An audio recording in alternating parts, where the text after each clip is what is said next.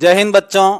पिछली क्लास में हमने हिमालयी नदियों के बारे में पढ़ा था और आज की जो हमारी क्लास होने वाली है ये होने जा रही है प्रायद्वीपीय नदियों के बारे में। चलिए शुरू करते हैं हम। सबसे पहली जो प्रायद्वीपीय नदी के बारे में हम पढ़ेंगे वह है हमारी गोदावरी नदी। इस नदी को दक्षिण गंगा के नाम से भी जाना जाता है। ध्यान रखिए, दक्षिण गंगा अलग है और दक्षिण भारत की गंगा अलग है। तो ध्यानपूर्वक सुने कि गोदावरी नदी को दक्षिण गंगा के नाम से जाना जाता है। अब ये इसका उद्गम यानी कहां से शुरू होती है, तो ये त्र्यंबकेश्वर मंदिर है नासिक के पास में, महाराष्ट्र में, महादेव जी का, उस स्थान से शुरू होती है। इसकी लंबाई लगभग 1465 किलोमीटर है।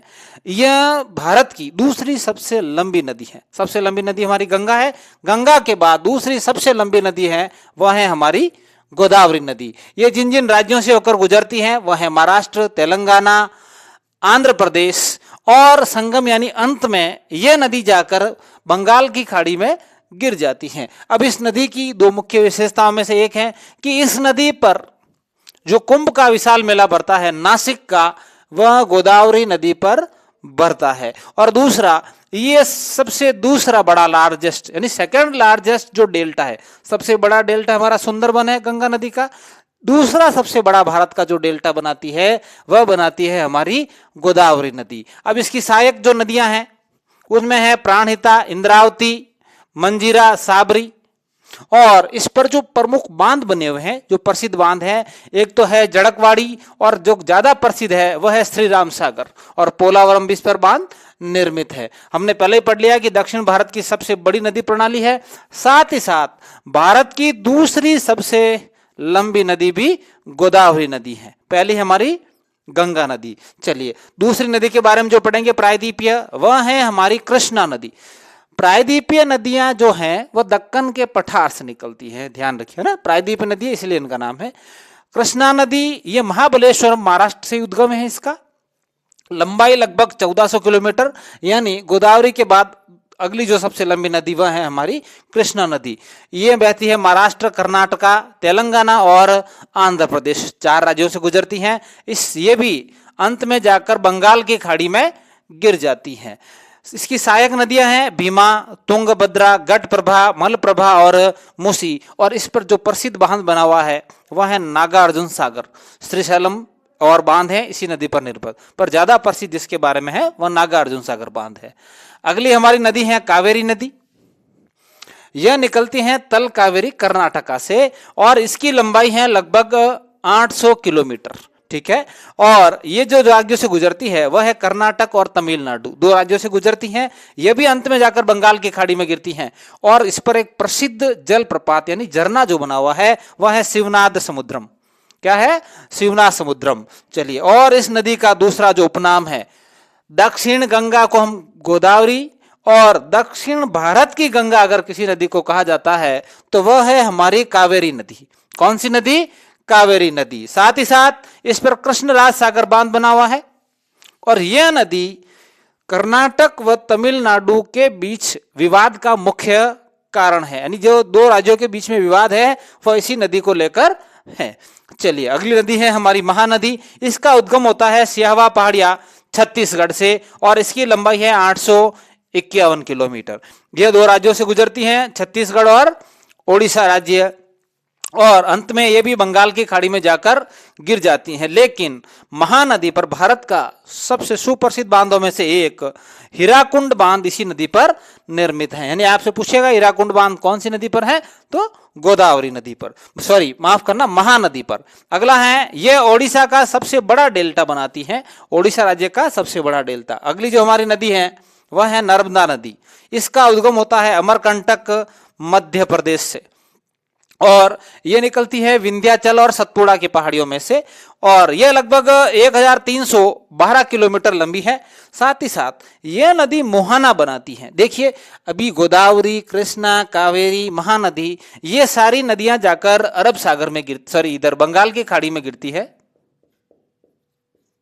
और जो भी नदी बंगाल की खाड़ी में गिरती है यह सीधी समतल सतह पर होती हुई समतल सतह से बंगाल की खाड़ी में मिल जाती है। तो यहां पर ये सारी नदियां डेल्टा बनाती है। क्या बनाती हैं? डेल्टा, यानी छोटी छोटी नदियों के भागों में बिखर जाता है। लेकिन जो भी नदियां इधर अरब सागर की ओर गिरती है, ये नदियां अरब सागर में ऊंचाई से गिरती है। कहां से गिरती है? ऊंचाई से, सीधे समतल सतह से जाकर सागर में नहीं मिलती है। कारण कि ये पश्चिम घाट से होकर गुजरती है और ये वाला इलाका ऊंचा है समुद्र से काफी, तो ये नदियां ऊपर से जलप्रपात की तरह गिरती है। और जो भी नदी समुद्र में ऊंचाई से गिरती है उसे हम कहते हैं मुहाना या एस्चुरी। तो नर्मदा जो नदी है ये एस्चुरी बनाती है, मुहाना बनाती है और अरब सागर में गिरती है खंबात की खाड़ी में। और ये नदी पश्चिम की ओर, ये जो भी ऊपर वाली सारी नदियां हैं, गोदावरी हो गई हमारी, कृष्णा हो गई, कावेरी हो गई, महानदी, ये सारी नदियां पूर्व की ओर बहती है। कौन सी दिशा में बहती है? हमारी पूर्व दिशा में। जबकि नर्मदा जो नदी है ये पश्चिम की ओर बहने वाली सबसे बड़ी नदी है, यानी ये विपरीत दिशा में बहती बाकी सभी नदियों से, और विंध्य और सतपुड़ा पर्वतों में रिफ्ट घाटी का निर्माण करती है। यानी ये नदी जो है गहरी खाइयों के बीच में बहती है। बाकी जो अपने हिमालय से निकलने वाली नदियां हैं या जो प्रायद्वीपीय नदियों में गोदावरी, कृष्णा, कावेरी जो नदियां हैं ये भी खाइयों में चलती हैं, जिनको अपन रिफ्ट घाटी, भ्रंश घाटियां कहते हैं। ठीक है, उसी प्रकार नर्मदा नदी भी विंध्य और सतपुड़ा जो हमारे जंगल हैं, पहाड़ है, उनके बीच में रिफ्ट घाटी में बहती हैं। और नर्मदा नदी पर सबसे प्रसिद्ध जो बांध बना हुआ है वह है सरदार सरोवर बांध। साथ ही साथ इस नदी के किनारों पर भेड़ा घाट के संगमरमर के शैल यानी खड़ी चट्टानें हैं संगमरमर की। चलिए अगली जो हमारी नदी है वह है तापी या ताप्ती नदी, और इसका उद्गम है मूलतः मध्य प्रदेश में। इसकी लंबाई लगभग 724 किलोमीटर है और इसका मुहाना भी अरब सागर, यानी ये भी अरब सागर में मुहाना बनाते हुए गिरती है। साथ ही साथ यह मध्य प्रदेश, गुजरात व महाराष्ट्र 3 राज्यों से गुजरती है और ये भी पश्चिम दिशा में ही बहती है। अगली नदी हमारी है साबरमती। इसका उद्गम है अरावली पर्वतमाला, राजस्थान से निकलती हैं। यह भी खंबात की खाड़ी में गिरती हैं अरब सागर।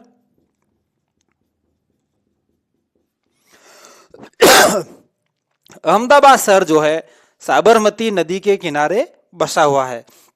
साथ ही साथ साबर नदी जो हमारी साबरमती नदी है इसके किनारे पर एक रिवर फ्रंट बना हुआ है, काफी चौड़ा, घूमने लायक प्लेस है, जिसपे बहुत सारे जो अपने भारतीय टूरिस्ट मेहमान जो आते हैं विशेषकर, तो वह इस साबरमती रिवर फ्रंट पर अक्सर जाते हैं। जैसे कई बार हमारे प्रधानमंत्री श्री नरेंद्र मोदी ने इसका उद्घाटन भी किया था। चलिए अगली नदी के बारे में हम पढ़ते हैं। अगली नदी है हमारी माही नदी। इसका उद्गम है मध्य प्रदेश में अमरकंटक से। यह नदी मध्य प्रदेश, राजस्थान और गुजरात 3 राज्यों के मध्य बहती हैं और इसका मुहाना यानी अंत में यह भी अरब सागर में जाकर गिर जाती है, यानी ये भी पश्चिम दिशा में बहती है। यह एकमात्र नदी है जो कर्क रेखा को 2 बार पड़ती है, यानी कर्क रेखा को कितनी बार पार करती है? ये 2 बार पार करती है, ये एकमात्र नदी है। और इस पर प्रसिद्ध माही बजाज सागर बांध बना हुआ है बांसवाड़ा जिले में। अगली जो हमारी नदी है वह है लूनी नदी। इसका उद्गम है अरावली पर्वत, राजस्थान से। इसका समापन कच्छ के रण में समाप्त, यानी ये नदी किसी भी सागर में, यानी बंगाल की खाड़ी या अरब सागर, दोनों में नहीं गिरती है। यह नदी अंत में कच्छ के रण में जाकर समाप्त हो जाती है, यानी जो वहां पर रेगिस्तान है कच्छ का गुजरात में, उसमें जाकर यह समाप्त हो जाती है, अंत वही है इसका। यह राजस्थान की सबसे बड़ी आंतरिक प्रवाह नदी है, यानी राजस्थान के अंदर बहने वाली सबसे बड़ी नदियों में से एक नदी है।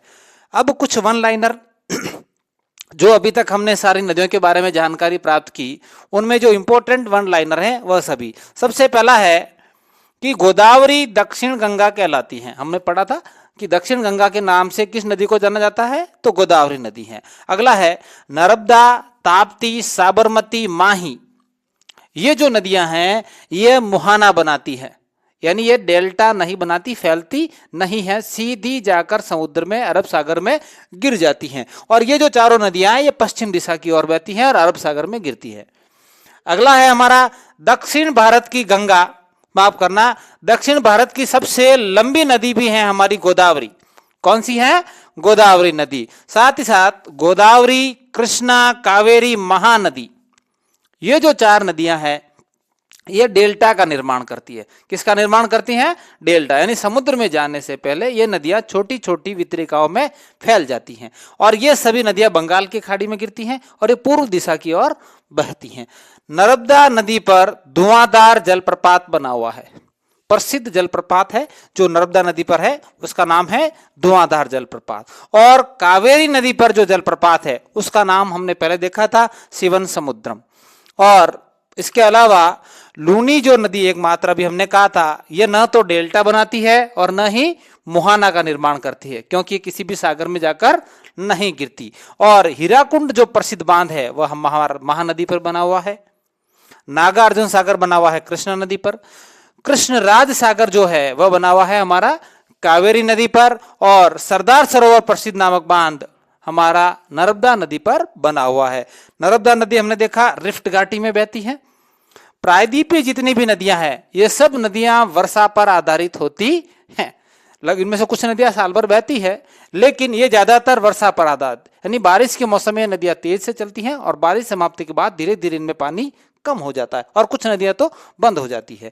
अगली ये भ्रंश घाटियों में बहती हैं। ज्यादातर दक्कन के पठार से निकलने वाली नदियां गहरी खाइयों में बहती हैं, जबकि हिमालय की जो नदियां हैं वह चौड़े में बहती है, खाइयों में नहीं बहती। अगला है कावेरी का डेल्टा तमिलनाडु का धान का कटोरा कहलाता है। जब भी कोई नदी डेल्टा बनाती है तो अपने साथ जितने भी पोषक तत्व खनिज लाती हैं मिट्टी के रूप में, वह उसको वहीं पर जमा कर देती है और उसका पानी सीधा समुद्र में मिल जाता है। तो उस वह जो इलाका जहां पर ये गाद इकट्ठी होती हैं वह बहुत उपजाऊ क्षेत्र होता है और इसी का फायदा तमिलनाडु में जो डेल्टा है वहां पर धान यानी चावल की सबसे ज्यादा खेती होती है। चित्रकोट जलप्रपात जो कि इंद्रावती नदी पर बनता है। इंद्रावती हमारी गोदावरी की एक सहायक नदी है। यह भारत का नियाग्रा कहलाता है। क्या कहलाता है? भारत का नियाग्रा। ये एक विश्व प्रसिद्ध जलप्रपात है, नियाग्रा जलप्रपात। उसी के नाम पर इस नदी का जो जलप्रपात है इंद्रावती का, उसको हम भारत का नियाग्रा के नाम से जानते हैं। तो आप सभी इन सभी का स्क्रीनशॉट लेकर अपने बुक में या जो भी आपने नोटबुक बनाई है उसमें इसको लिख लें और इन्हें याद करें। ये सारे की पॉइंट्स पर आधारित ही हमारे एग्जाम में प्रश्न पूछे जाएंगे। प्लीज चैनल को लाइक एवं सब्सक्राइब करना ना भूलें। Thank you.